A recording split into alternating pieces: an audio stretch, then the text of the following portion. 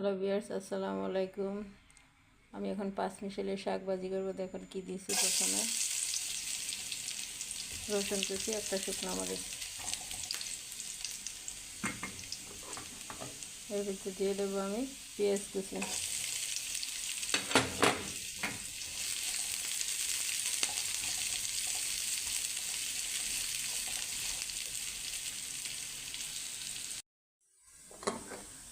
এখন দেবো আমি চিংড়ি মাছ আর কাঁচামরিচ।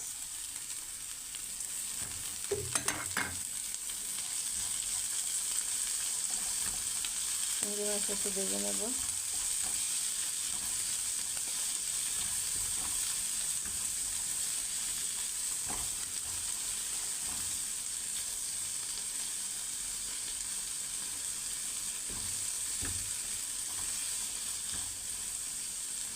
এখন আমি দিতে দেবো স্বাদ মতো লবণ,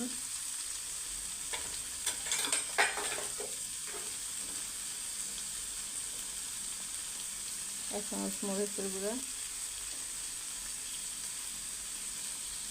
হলুদের গুঁড়া।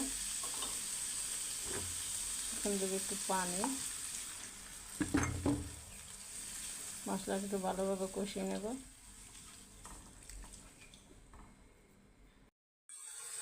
এখানে কষানো মশলার ভিতরে আমি একটু আলু দিয়ে দেবো। আলু দিয়ে ভালোভাবে কষিয়ে নেব। তারপরে আমি শাক দিয়ে দিব। মশলা কষানো শেষ। এখন আমি শাক ঢেলে দেবো। পাঁচ মিশালি শাক।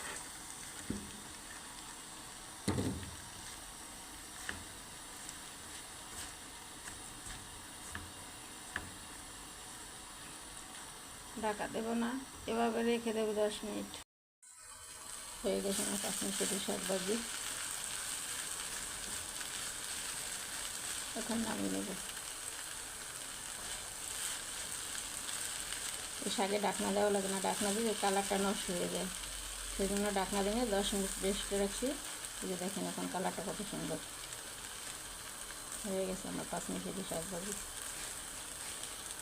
হ্যালো ভিউয়ার্স, আসসালামু আলাইকুম। সর্বশেষ আমার শাক ভাজির আসল লুক দেখেন, অনেক সুন্দর কালারটা। ভুল হলে ক্ষমা দৃষ্টিতে দেখবেন। আসসালামু আলাইকুম।